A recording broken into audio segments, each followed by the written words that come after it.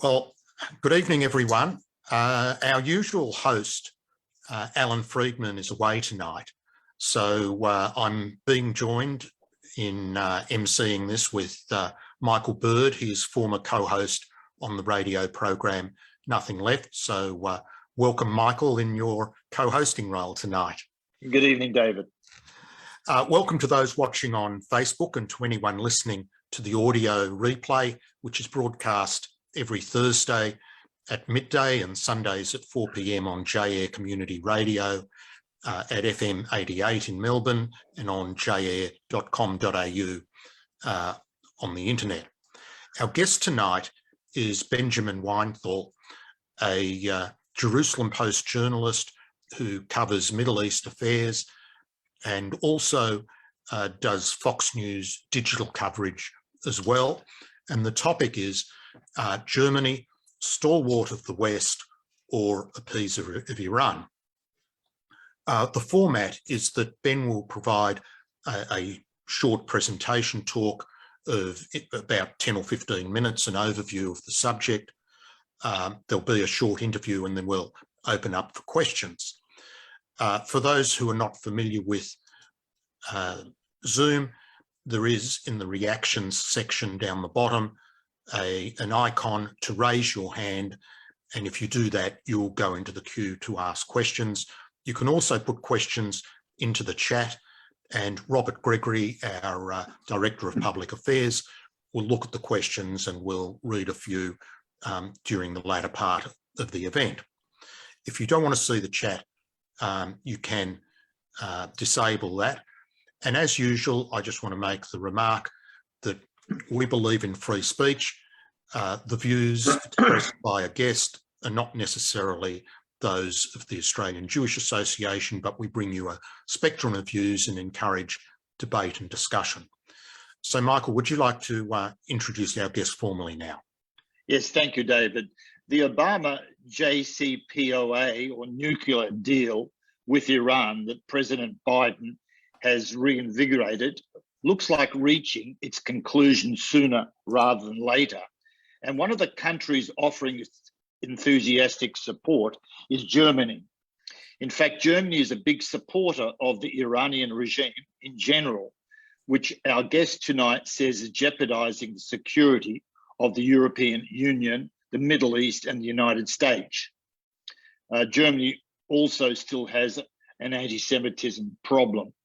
Benjamin Weinthal is a fellow for the Foundation for Defense of Democracies and reports on Germany for the Jerusalem Post and Fox News Digital. He joins us tonight to give us his take on what's behind Germany's behaviour and the threat it poses to Israel and the West. Ellen and I had the pleasure of speaking to Ben during our Nothing Left radio days. Ben, thank you for your time, and it's great to catch up with you again. Thank you, Michael. And just one correction, I'm no longer with FTD. I'm just doing straight news journalism these days and out of the think tank world. First, I'd like to thank Alan and Dr. David Adler and Michael Bird for the invitation to speak to this important organization, the Australian Jewish Association. I've long been impressed, terribly impressed with the work that the association does and in terms of addressing the most serious and pressing issues facing the Jewish world and Israel.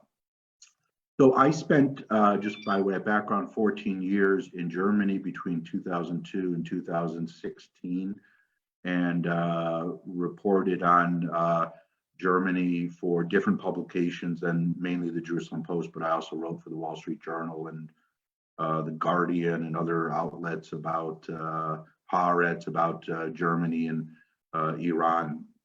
And Germany has a very intense relationship with the Islamic Republic of Iran. My view is that in order to understand Germany's claimed sense of responsibility toward the Jewish people because of the Holocaust, the ultimate litmus test to see whether Germany is meeting its so-called sense of responsibility is Iran.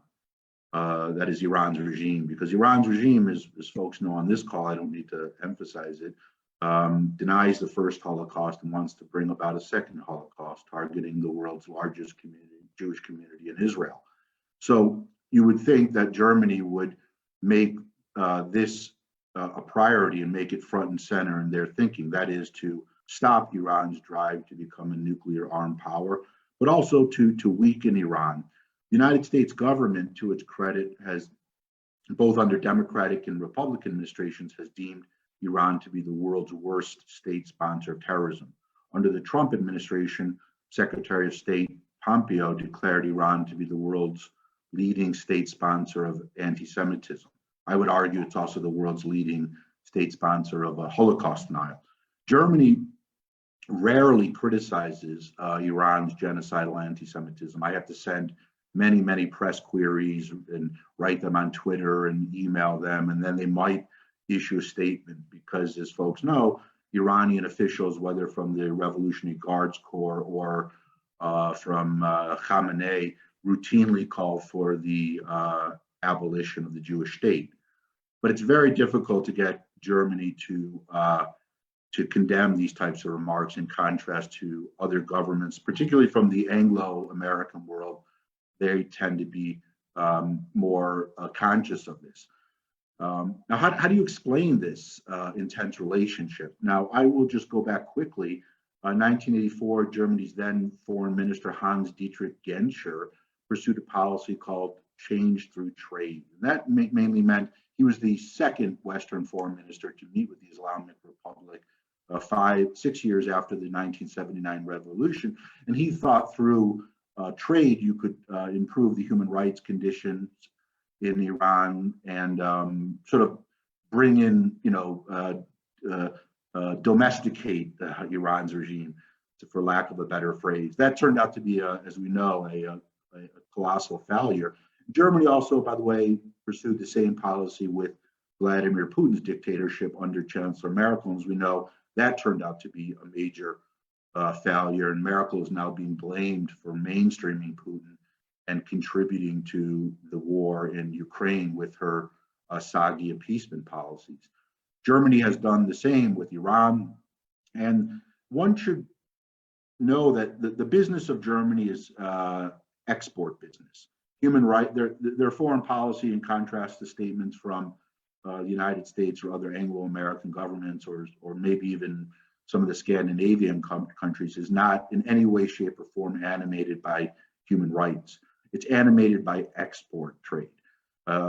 Many years ago, the managing board member at the German-Iranian Chamber of Commerce, Michael Toches, said that Iran is totally dependent on German spare parts and suppliers, and estimated, this was going back, I think, to 2008, and estimated that annual exports to Iran could rise to 5 or 6 billion. And the Chamber of Commerce and Industry in Germany saw a $12 billion benchmark for trade with Iran. The numbers increased after the deeply flawed JCPO agreement in 2015, where the numbers, I think, even reached, the German economists were predicting $15 billion in trade. Germany also helped build the Bushehr nuclear plant in Iran during the Shah period, and Iranian officials and middlemen were basically allowed to use Germany during the first decade of this century to find technology and parts to rebuild that plant, which is now operational. There was a lot of illicit trade that went on. The Germans just really didn't crack down on it and were very lax. I reported on a lot of this. I can send articles to you folks. If there's any interest after the call, I can give my email to Michael. And then the explanation for why there's a lot of appeasement, I'll get to that in a second, but one should know that even back in 2008, the Wall Street Journal was writing editorials called Germany Loves Iran, Berlin Loves Iran, Part 3, a whole series of editorials that took place in response to an article I wrote about Germany sending liquid natural gas plants, or helping build plants in Germany, in Iran, at a time when the West, especially Gordon Brown, then Prime Minister of Britain, and George W. which were trying to isolate Iran's energy sector so they could secure a nuclear deal that would bar Iran from building an atomic weapon. So that was even going back in 2008. And some of those editorials were in response, as I mentioned, to an article I did in the Jerusalem Post, a series about trade.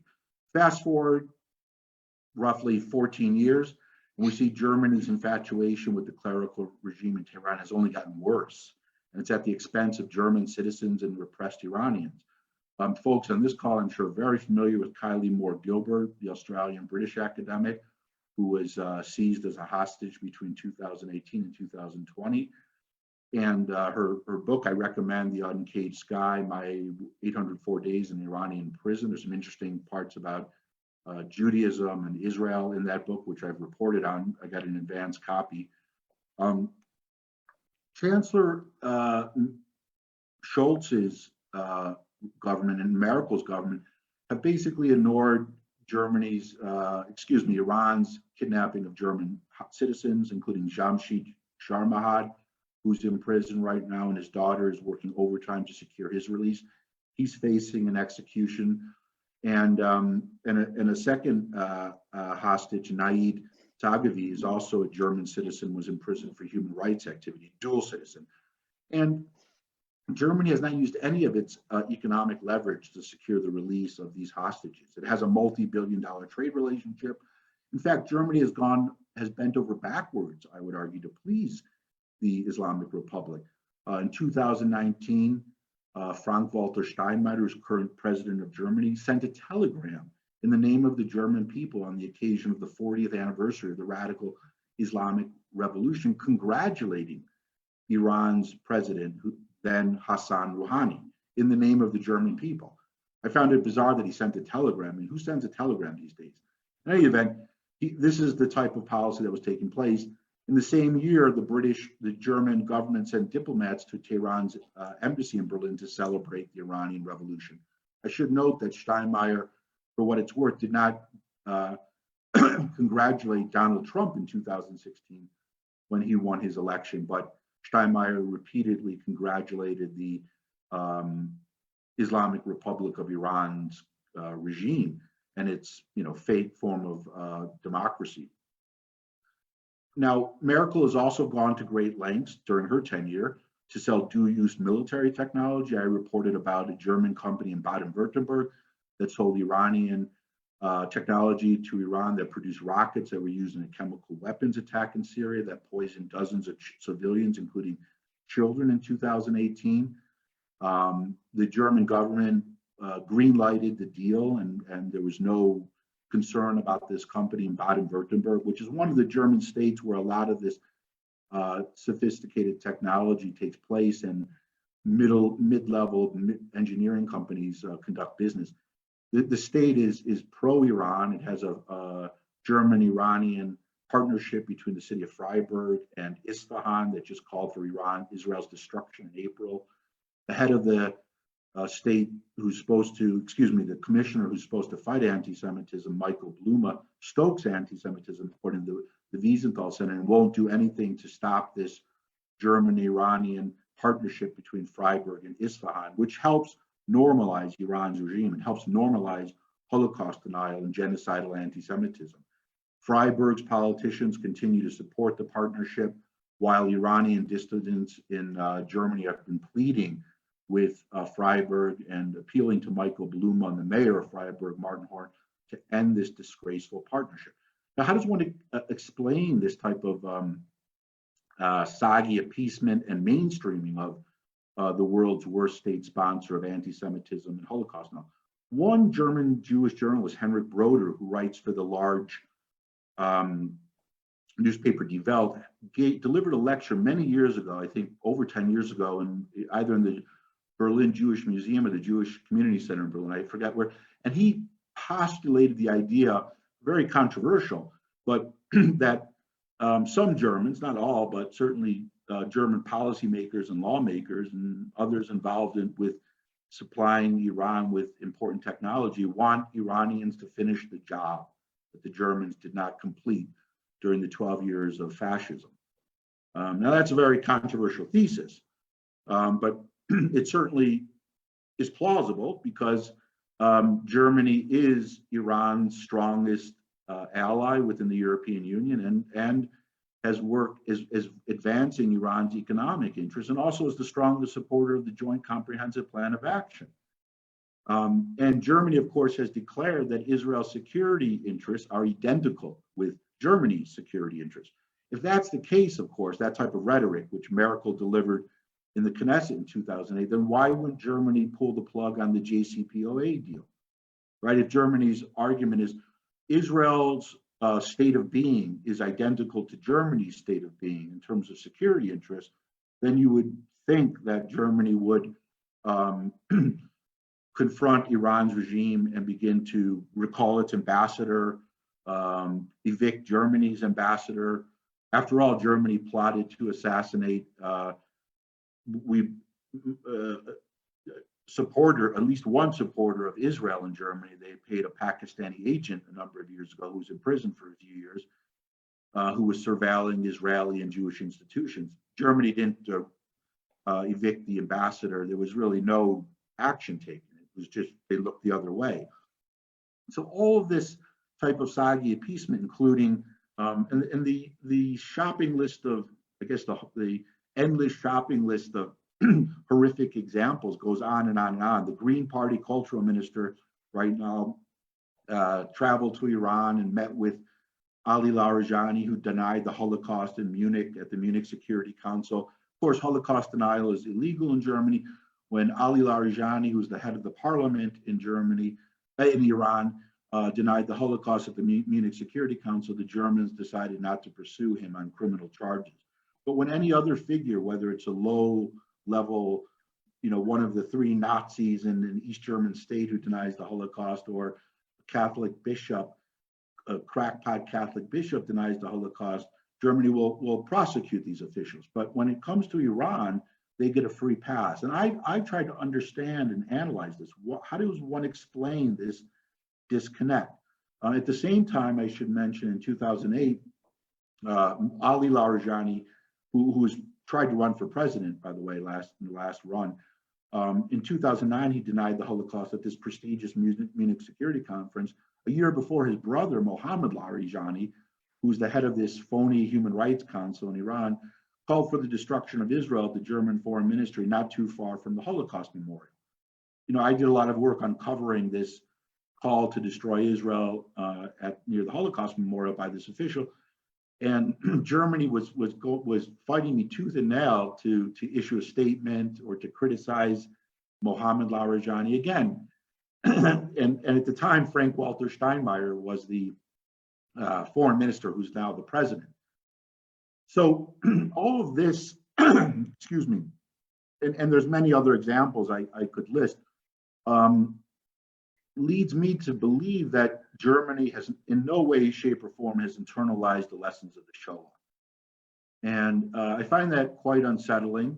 And if you want to really have a very, it can be very charged at times, but a very intense discussion with German lawmakers and Germans about the Holocaust, raise the issue of Iran and how their country is, as I've said, is engaged in this form of uber soggy appeasement with Iran's regime. And they get very bent out of shape and very angry and deny many folks, not all, but of course the government officials. So I think I'm going on. I know I've got about 3 more hours to talk at David and Michael. This audience, I'm told, has a bottomless level of patience. So do you want me to stop now or continue? Yeah, I think we'll leave it there. I'd like to ask you two questions. Then I'm going to hand you over to David. Just on Iran, in fact, this question is about one of their proxies. Berlin recently announced with great fanfare that it outlawed all the activities of the Lebanese terrorist movement Hezbollah within the territory of the Federal Republic. That was good news.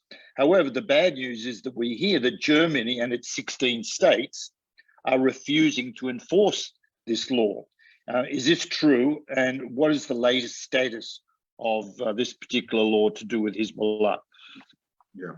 Well, I should mention Richard Grinnell, the former German ambassador to U.S. ambassador to Germany, who was then Donald Trump's acting director of national intelligence, who oversaw all the intelligence agencies in the U.S., was the key figure who strong-armed Germany into outlawing Hezbollah.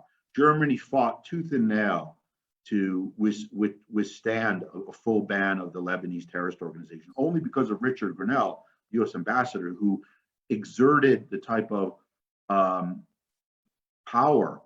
Obviously, he has the power of the United States behind him, but he accomplished that, and he was the decisive factor. So Germany technically banned all Hezbollah activities, but as you noted, and I've done some reporting on this too, Germany hasn't enforced the Hezbollah ban. So you have 75 Hezbollah operatives in the state of Baden-Württemberg. I've sent press queries to the commissioner who's supposed to fight anti-Semitism, Michael Blume, and the governor of Baden-Württemberg, Kretschmann is his name, Winifred Kretschmann, and the interior minister, Thomas Strobel, and they won't answer any questions. And of course, Hezbollah stored explosive material in that German state, and none of that's been clarified. The Israelis, and I believe, were the ones who uncovered this explosive material that was used during the explosion at the Beirut. The same material was used at the explosion at the Beirut port, if you remember. So again, I think only the Americans, I hate to say this, have I mean, I wish other countries would weigh in, but the Germans won't do it from themselves, and that's the problem. There's no consciousness to say we need to crack down on Hezbollah's operatives in Germany and their activities. So the Americans are the key here, and they can twist the arms of the German states to crack down on the Hezbollah members and activities. Just my last question before I hand you over to David. We saw a large influx of Muslim immigrants over the years at the time of Merkel's administration. This was over and above the already very large Muslim population in Germany. Has this had, I probably know the answer to this, but has this had a major impact on anti-Semitism, obviously masked as anti-Zionism or hostility to Israel? Without question, yes, and I agree with you. My take for years has been, I've written about this for the National Review and other outlets, is anti-Zionism is anti-Semitism. I don't even use the word anti-Zionism anymore because it's just become one unified form of anti-Semitism. But the influx of roughly 1 million refugees from Muslim majority countries, many of them, hundreds of thousands, have not been vetted by the German government, has contributed to a rise in Jew hatred in Germany. Germany is, and its politicians are in an absolute state of denial about this crisis. Some German journalists, like Bild, the largest sort of mass circulation daily, have written editorials about how Merkel's tenure was failed to deal with the rise of Islamic animated anti-Semitism and this refugee migrant crisis, the connection. And we've seen, scores of attacks from new refugees or migrants, including, I should argue, it's not just Sunni-based terrorists who've entered the U.S., Germany. That is, but also I've read reports, and I've reported on this from intelligence officials. Hezbollah terrorists have entered as part of this refugee migrant wave, disguised as refugees and migrants, and they're also now in Germany, new numbers. So I mean, my recommendation to German Jews is make Aliyah as rapidly as possible. I don't think there's a future for the struggling Jewish community. They already live sort of in a fortress state. If you visit any of the community centers or the synagogue, basically a form of, it's a citadel, and it's I don't know, it's an army, it's a fortress. I that for me is not a real way to live a life with professional respect and dignity. David? Okay, thank you, Ben, and thank you, Michael. Just a couple of quick things. For anyone who's listening who doesn't know, Germany's position in this is really important. It is the largest economy in the European Union. And so it has a lot of influence and it has a lot of clout. Ben, I wanted to ask you about the defence trade between Germany and Israel, because it seems to be a bit of a mixed message. Does Israel source important defence equipment from Germany, particularly some of the naval boats? And how do you assess that? Well, there are the Dolphin submarines that Germany has provided, but it also benefits, Germany's economy. These are potential submarines that can be armed with nuclear weapons. But again, that strikes me as the trade is important to both countries. Israel, I believe, is now in the business of selling drones, and given Putin's invasion of Ukraine, Israeli technology for Europe is going to be extremely important. I mean, I just read the other day, Israel's now planning to sell gas to Europe, which is kind of an irony, right? Given that what happened during the Holocaust. I mean, not only because of the word gas, but also because Germany is rescuing on some level Europe because of its dependence on Putin's gas.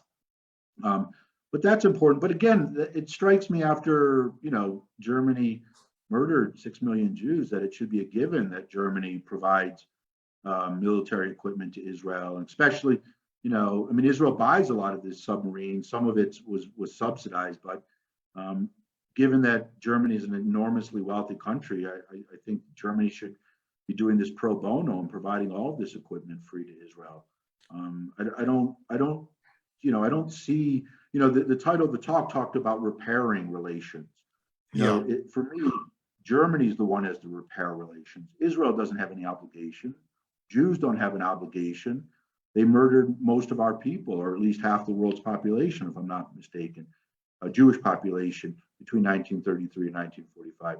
So it should be completely a unilateral relationship and not a bilateral relationship. Unilateral in the sense that Germany should be doing everything possible to preserve, ensure, and advance the security of the Jewish people and Israel. And it's failing miserably on many levels.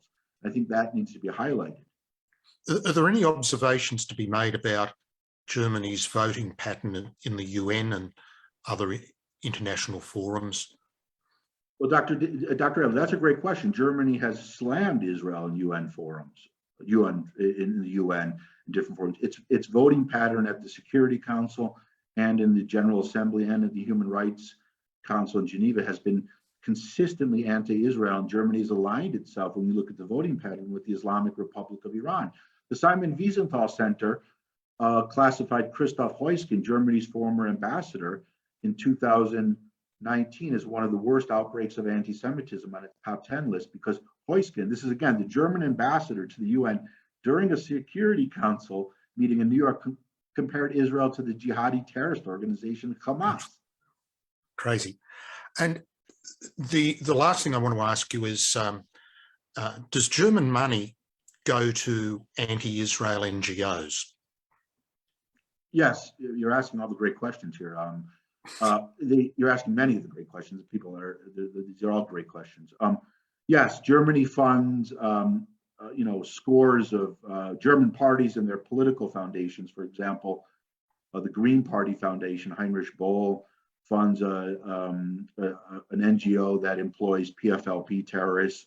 They won't stop their funding, although the Green Party has a foreign minister right now as part of the government. I just want to make one other point, and this might be of interest to folks, because this isn't a traditional explanation for anti-Semitism that people in the Anglo-American world hear, in my view.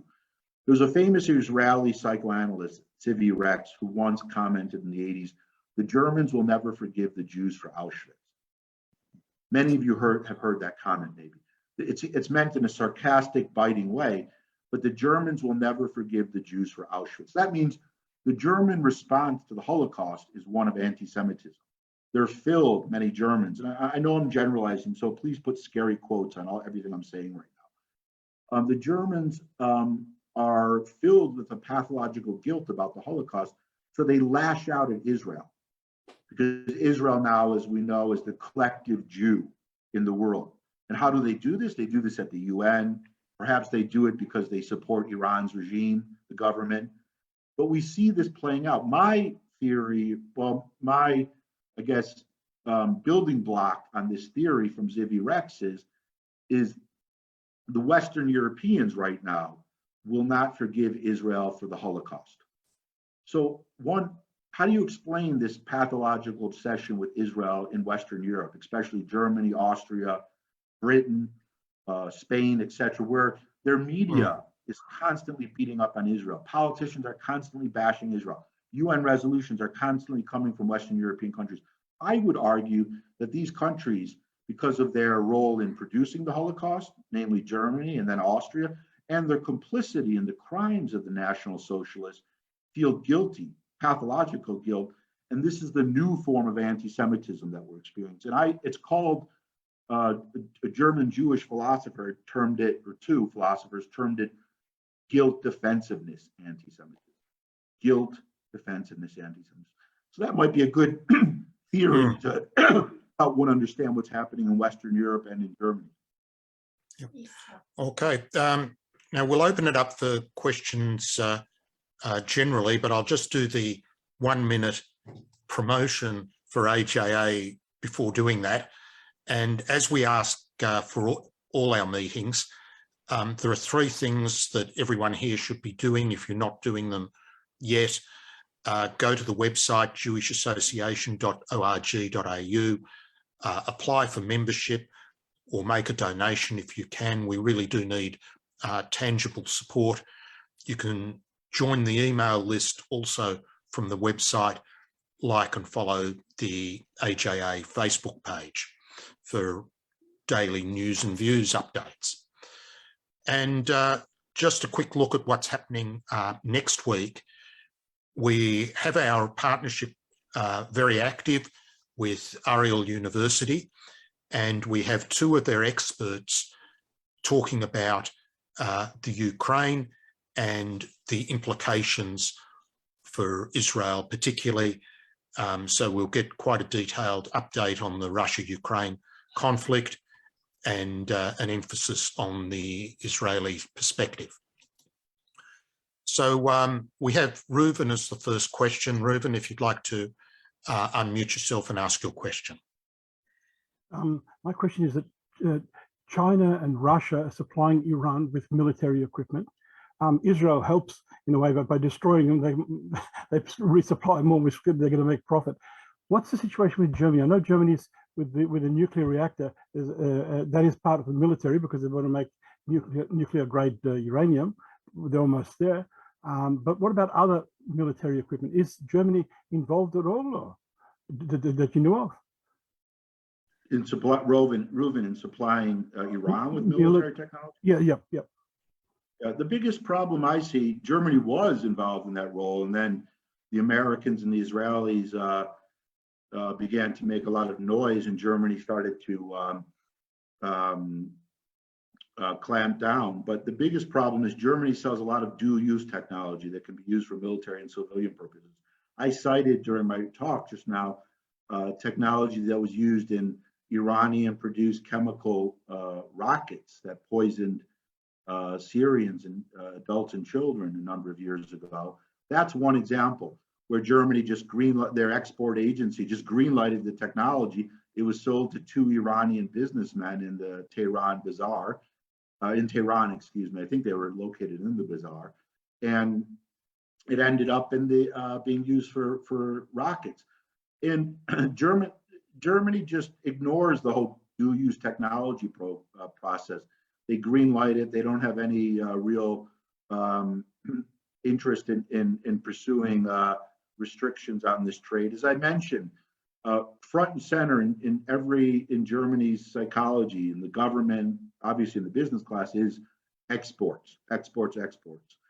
And Israel's security is not, as Chancellor Merkel declared here in Jerusalem, where I am right now, in 2008, an essential part of their national security. In my view, it's the opposite. It's relegated to an inferior status when you look at the example of German-Iranian regime relations.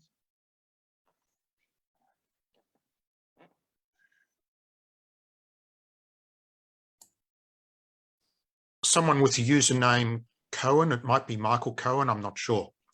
Anthony.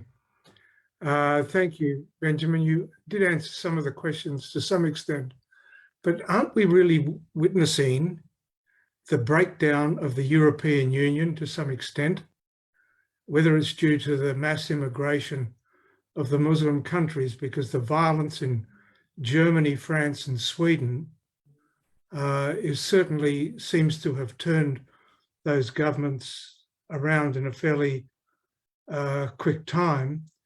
And when you look at the NATO's or the European Union's reaction to what's gone on in the Ukraine, it just appears to me that the European Union has turned on its head. The reason why they got together was to avoid violence, avoid stigmatizing and standing up for freedoms. And it seems to me that it's just every man for itself. I mean, you've got in Europe itself. Michael, you need to get to your question. Well, I'm just asking, is what we're witnessing with Germany's attitude to Iran just a breakdown, another breakdown in the European Union? Michael, it's a good question. I do think you're right. It's actually would be a good piece for an op-ed. I might have to lift your idea here for an op-ed. I'll credit you. If I don't write it, you should write it. The EU relationship to Iran is a breakdown, I think, in the European Union, because it shows, and I think the parallel is Putin. The European Union, for the most part, the major players, Britain, France, Germany, placated Putin's regime for years, and it's come back to haunt them, right? Look at all the Putin's invasions and how it was met with appeasement from France and Germany, and especially Germany, which I think, as commentators now have shown, is the main culprit in terms of enriching and strengthening Putin's regime up until the invasion of Ukraine. With the Nord Stream 2 energy project that the U.S. was opposed to under Trump, and Biden supported it. So my point would be, yes, that the Germany had a flawed strategy in Europe toward Vladimir Putin, and they have a deeply flawed strategy toward the Islamic Republic of Iran, which is arguably more dangerous because we're dealing with a full-blown terrorist state. Putin's state's a dictatorship. I don't want to belittle or poo-poo Putin's dictatorship, but again, Iran has been waging war against the U.S. for years. Its IRGC has killed the Islamic Revolutionary Guards Corps, has killed over 600 American military personnel in the Middle East, and of course, Israelis. So the EU project is limping on both legs, and they have to decide whether they're going to flex their muscles or continue along these lines.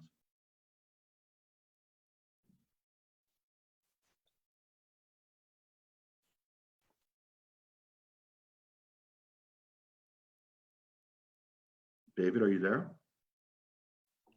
Might just jump in. It's Robert here. I'll ask you a couple of written questions we've got. So I'll combine a couple. So Germany, in the beginning, with the war in Russia, they were very, just condemning, and they didn't want to take strong action. Has this changed? And a related question, you mentioned potential Israeli gas being exported to Germany. Will that offset some of the Iranian trade? Is that tempting to Germany? Yes, as you point out, the Germans were impeded once Putin's invasion of Ukraine initially barred Britain and other countries from flying over Germany to deliver weapons to Ukraine. Just a horrible form of appeasement, and those involved in those decisions, in my view, should resign immediately. The German ambassador to the U.S., Emily Haber, lobbied for Putin's regime and Nord Stream 2 project in the U.S. you can read about in Congress, and she was criticized for her aggressive lobbying in the U.S. during the Trump period. Again, it's bizarre. Germany is once again, to use that card out, that sort of cliche, is on the wrong side of history, and has contributed to a third war. Has in this case contributed to a third war on European soil. The first two wars were launched by Germany in the last century, as we all know. In terms of offsetting Iran's gas, I don't think so. I think the problem we might have is if this JCPOA deal is reached and Iran gets over $100 billion in funds as a result of the US and the other world powers relaxing sanctions and ending sanctions on Iran's regime, Iran can begin to sell its gas and oil to Europe. And I think I read at one point the US was even considering buying Iran gas and oil. So it's a bizarre world when you think that the countries that, especially Germany, claim to be to want to advance Israel's security will actually, could actually end up paying for Iranian gas and oil that would be used to inflict terrorism on the Jewish state, and also at the same time allow Iran within less than 10 years to build a nuclear weapons device, right? Because the whole point of the JCPOA is just, it's an ephemeral deal. After a few years, Iran will be within its rights or have the capability to build a nuclear weapons device. So it's all based on, it's a deal based on sand in the end. It'll collapse and the Europeans and the Americans are kicking the can down the road to try to solve this problem. And it's the same with Putin. Everyone wanted to kick the can down the road. Now we're experiencing Putin's jingoism. The same will happen with Iran. If you're not following Garry Kasparov, the world's greatest chess player, he's also made the same arguments in his book in 2015 and also his articles and on Twitter. Crazy. And with so much rising anti-Semitism in Germany, can you make a comment about the Israelis that have moved there? Israelis living there, why are they there? What are they doing? Well, the Israelis who've moved there, generally it's it's many artists who are involved in the theater scene, that type of population. They spend a couple of years there, and then they move in Berlin, and then they move back to Israel. But the Germans, and I've analyzed this, have hyped this as sort of to show that Germany is this oasis for Israelis, and put it at times a weird spin on it to show, well, and German journalists have done this too, many show, well, isn't it interesting that Israelis are leaving Israel? So in a way to suggest in 1933, German anti-Semites were screaming, out of Germany to Palestine. And now many German journalists and Germans are saying out of Israel back to Germany. So that's the flip side of anti-Semitism that you see. But again, it's a small population. It might be 10,000 or less, I think. No, the real number, I think, I'd have to check. I wrote about this a number of years ago. It's a very small population. Of course, there are business people and Israelis who work in Germany. But I think is really just a lot of hyperbole in terms of, that there's some type of, major exodus of Israelis to Germany. Hugh Kitson, do you want to unmute now, please? Yes, hi. In recent years, the European Union has been involved in funding illegal Palestinian settlements in Area C of Judea and Samaria. To what extent is Germany directly involved in that? Well, as a member of the European Union, Germany has not opposed it, and Germany, is quick. One of the quickest countries, by the way, to condemn Israeli, construction of apartments and houses in Judea and Samaria. I find it interesting that Germany's very infatuated with condemning Israel in terms of construction building in Judea and Samaria. But I don't. Again, Germany hasn't. I'd have to look at that more closely. It's a good question, Hugh. I don't know. I can't get into it in the granular way. But Germany's had a very destructive role in Judea and Samaria, including its political foundations in Ramallah, who have spread anti-Semitism.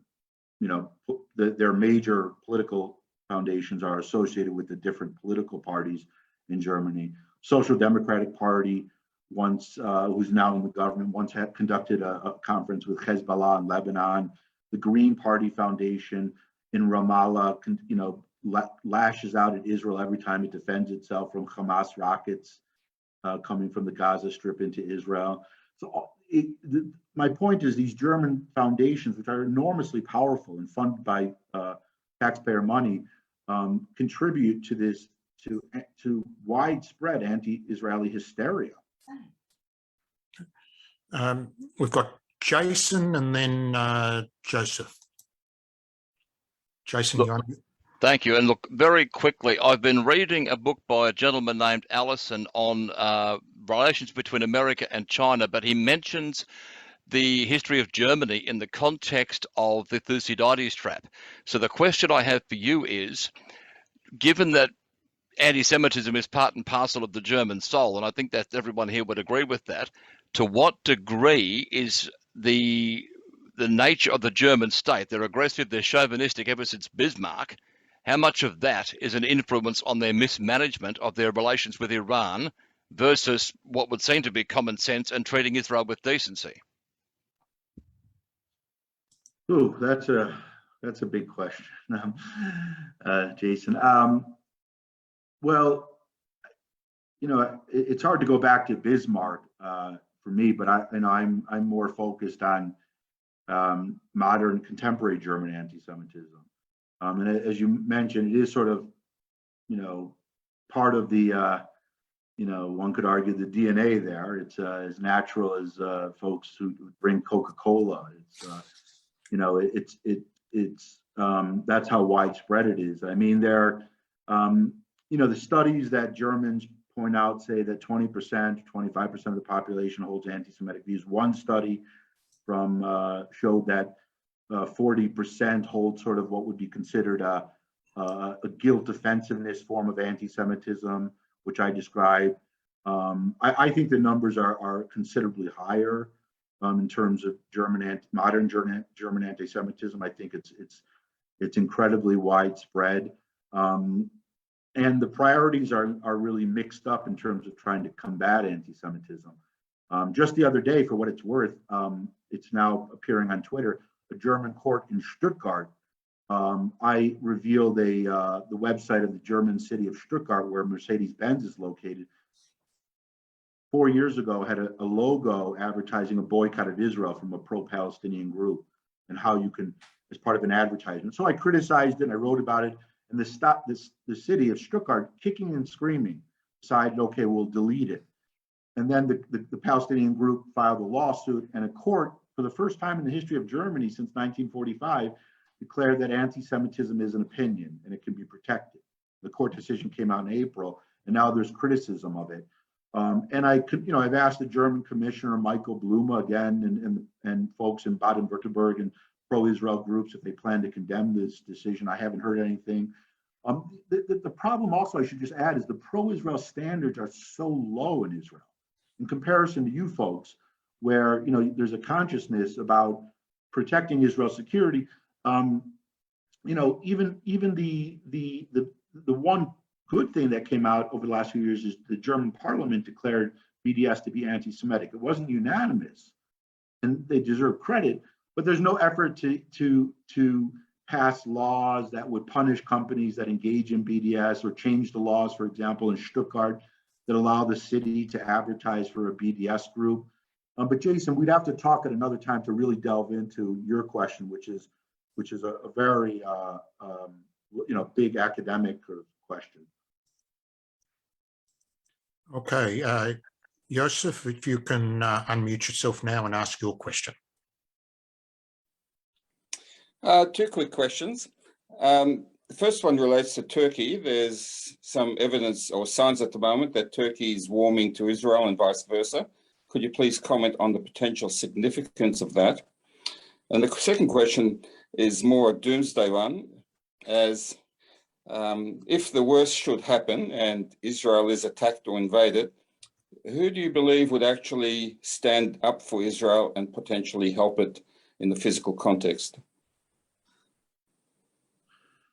Well, this is David and Michael. These are questions I should write down. All these questions. This is really good stuff. You'll get a recording.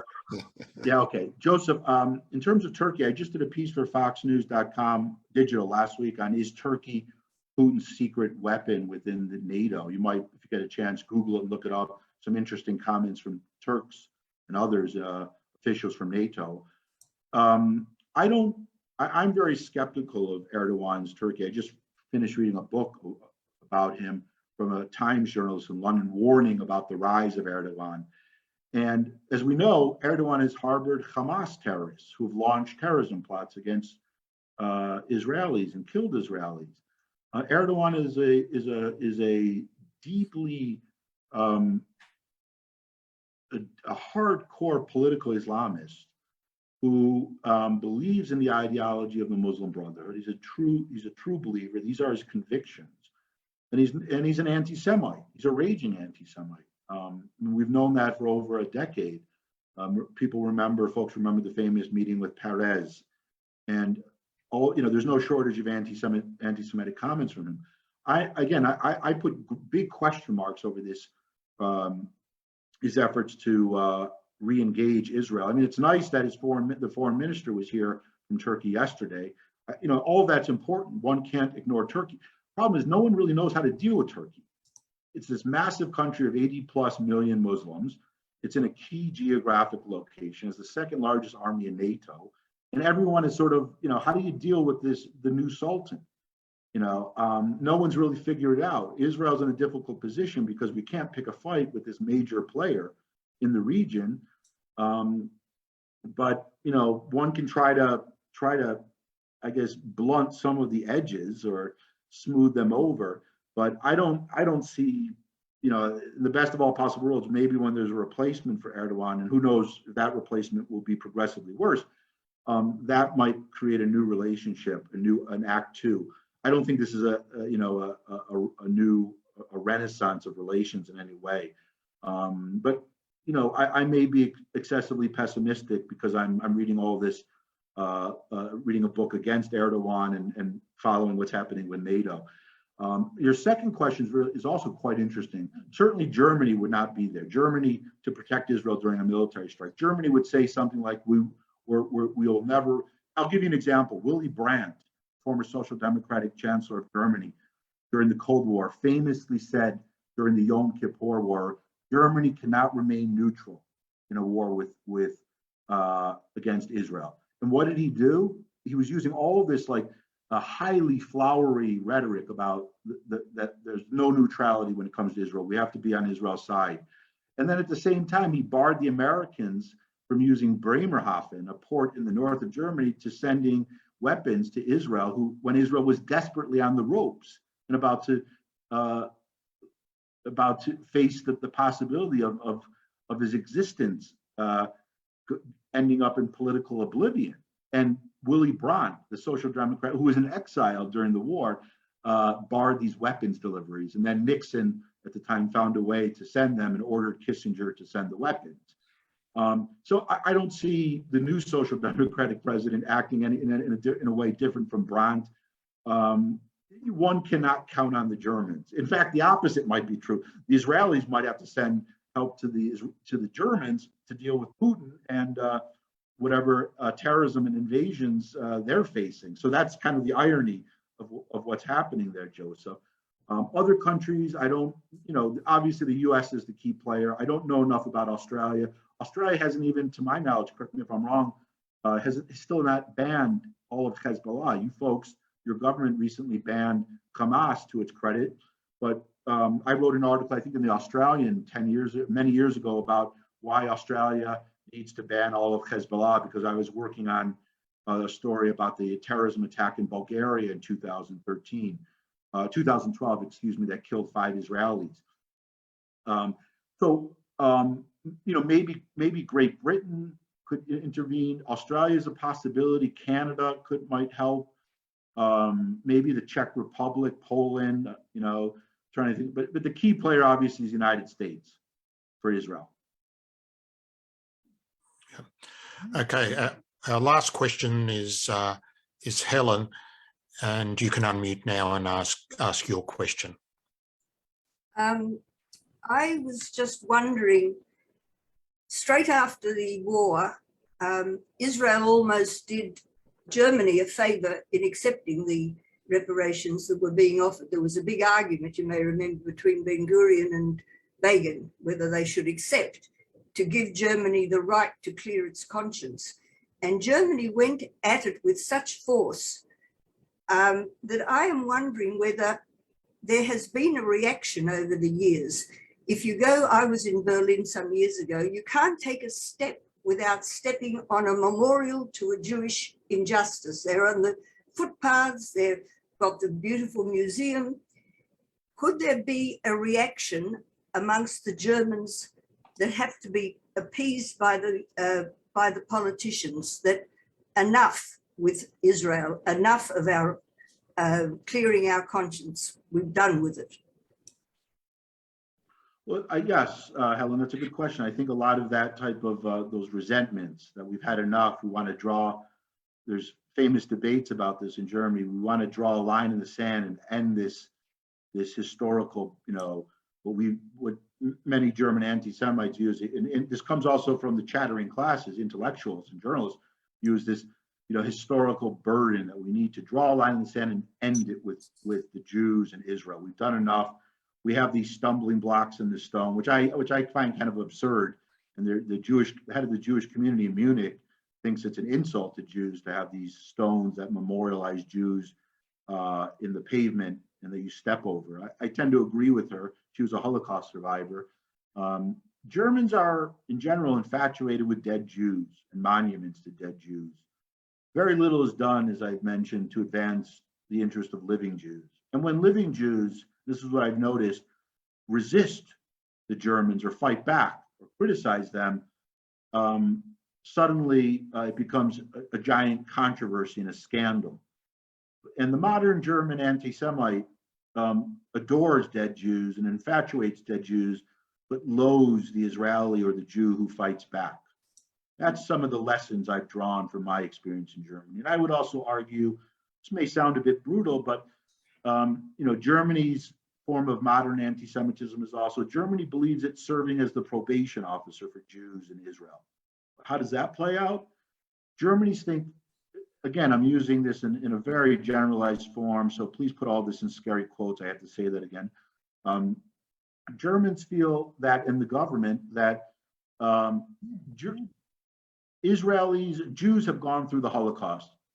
Some survived, and they should learn the lessons of Auschwitz and Sachsenhausen and Buchenwald, which was sort of a reform school for them, to jolt them into an awakening about things. And the Germans learned their lessons from the Holocaust, and now they're the world masters in reconciliation and learning the lessons of fascism and jingoism and war. And how does that play out?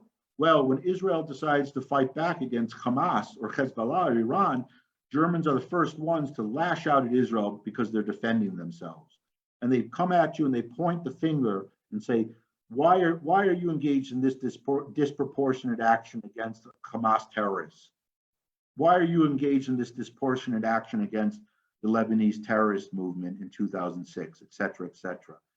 So this form of German arrogance and pompous behavior that becomes mixed in with anti-Semitism plays out in the sense of now Germany has become Israel's probation officer. And I would argue the probation officer for Australian Jews and American Jews, because they think they have mastered the lessons of the Shoah.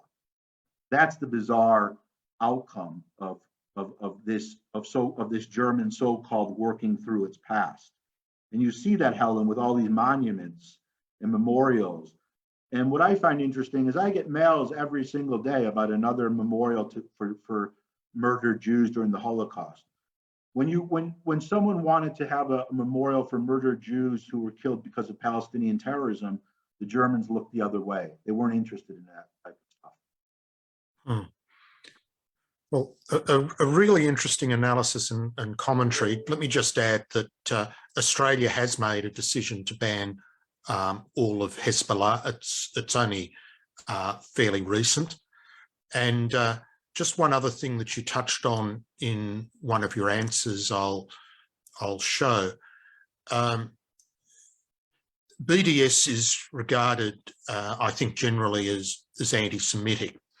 And our organisation did try very hard to get anti-BDS legislation up in Australia. This is the front page of a draft legislation for Australia, modelled on that of the American states.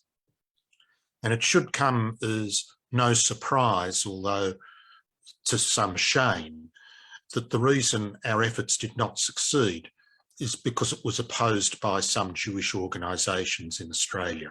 So Australia does not have any tools that would be available to us to fight BDS other than goodwill. That there is no legal instrument. David, thank you. I stand corrected. I forgot that in the end of last year, Australia banned all of Hezbollah. Yeah. That's my Middle East bias. I don't follow enough what's happening down under. You don't. I apologize to everybody. No. It's all good. Congratulations. I just wanted to make one other point. I think which is possible is, as you know, many of folks on this call, I'm sure, know that the U.S. has what I think 35 states have banned companies or government institutions from investing in companies that promote BDS. Correct. Now, I don't know what's possible in terms of Australia and the city, or do you have provinces there? We have states. We have states. Yeah. I'm sorry, I've never been to Australia. I know so little. I'm embarrassed to say. No. I love the accent, by the way. It's like music. This is something again that Germany you would think would do right away. And they're just opposed to it because business interests take priority over the security of Israel. Germany has 16 states. They could easily pass legislation banning their companies from engaging in BDS activity or governments, and they haven't done it. Yeah. Well, thank you again. We are now a little over time. Really interesting analysis, really interesting discussion. Just before we go, as Alan always mentions, for those of you who want to hear some further Jewish discussion this evening, the L'Chaim program with Morris Klein is now on 3ZZZ in Melbourne, or on the internet, 3zzz.com.au. That's all we have time for tonight. Join us next week for our discussion in association with Ariel University on the Ukraine conflict. And don't forget that you can keep up to date with AJA by liking and following the Facebook page. Please support the organisation. Thank you, Ben, for leading a very interesting discussion, and it really is important. And good night to all. Thank you. Good night. Thank you.